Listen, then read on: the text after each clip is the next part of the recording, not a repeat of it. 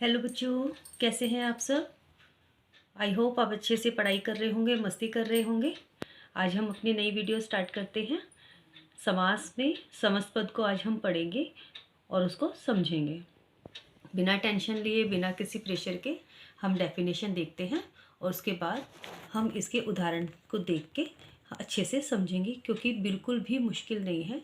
बहुत इजी वाली परिभाषा और एग्जांपल्स लेके आई हूँ।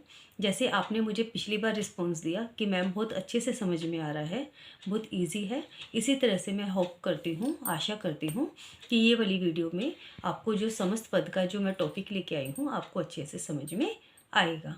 ठीक है, अब हम स्टार्ट करते हैं परिभाषा। पहले मैं परिभाषा बोलती हूँ, इजी है, एक ही बार बोलने में आपको समझ में आ जाएगी। नहीं आएगी तो आप मुझे कमेंट कीजिए, मैं आपको दोबारा से वीडियो बना के इसके बारे में पूरा अच्छे से खोल के हर वर्ड को समझाने की कोशिश करूँगी। पहली बात तो मैं इसी में आपको क्लियर कर दूँगी, अदरवाइज़ कोई भी प्रॉब्लम हो आप मुझे कमेंट बॉक्स में कमेंट करके, मैसेज करके मेरे से पूछ सकते हैं। चलो अब स्टार्ट करते हैं परिभाषा। शब्दों को जोड़ने या मिलाने के बाद जो नया शब्द बनता है उसको हम क्या कहते हैं? समस्त पद कहते हैं। दो शब्द हों चाहे तीन शब्द हों, उनको जब हम इकट्ठा करते हैं, उनको जोड़ते हैं, मिलाते हैं, उसके बाद एक नया शब्द बनता है, उसको हम समस्त पद कहते हैं। पहली बात तो मैं आपको क्लियर कर देती हूँ, समास का मतलब ही होता है बड़ी बात को छोटे शब्दों में कहना।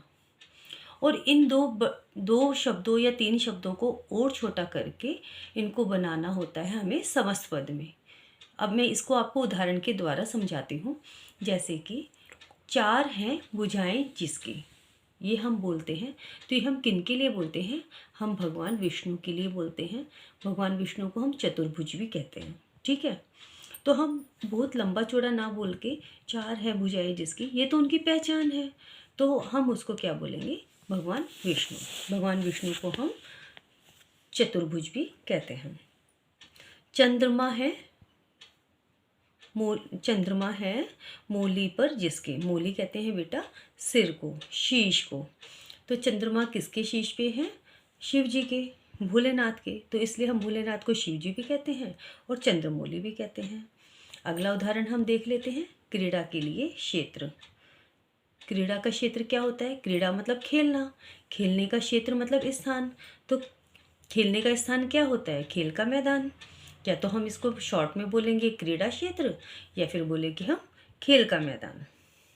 इस तरीके से मैंने आपको ऊपर जो भी आपको मैंने जो शब्द बताए हैं, उदाहरण दिए हैं, उसमें हम ये देख रहे हैं कि इसमें समस्त पद का संक्षेपीकरण हुआ है। समास के प्रयोग के द्वारा भाषा में संक्षिप्तता यानी कि छोटापन, उत्कृष्टता मतलब एकदम उभार देखने में आता है। अतः शब्दों का मेल इस प्रकार किया जाता है कि उसका उद्देश्य पूरा हो सके। कम शब्दों में हम अपनी बड़ी बात को स्पष्ट रूप से समझा सकें। जैसे माता और पिता।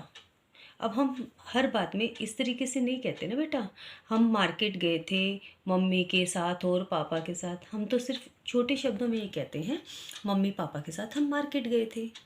इजी है ना। मैं अपने भाई और बहन के साथ घूमने गया, ऐसे थोड़ी ना बोलेंगे, हम भाई बहन के साथ घूमने गए।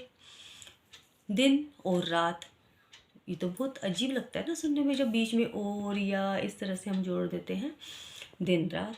तो इस तरह से मैंने आपको ये समझाने की कोशिश की है इसमें कि समस्त पद का मतलब बड़े वाक्यों को हम छोटे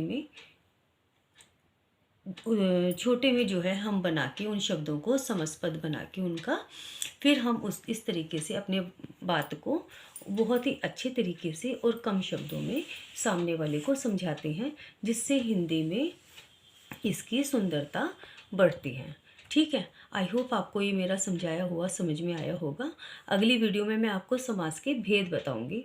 भेद मतलब प्रकार, कि हमारे पास समास कितने प्रकार के हैं, उसके बारे में मैं आपको अच्छे से बताऊंगी। अगली वीडियो में फिर हम जल्दी से मिलने की कोशिश करते हैं। आज के लिए इतना ही। Okay bye.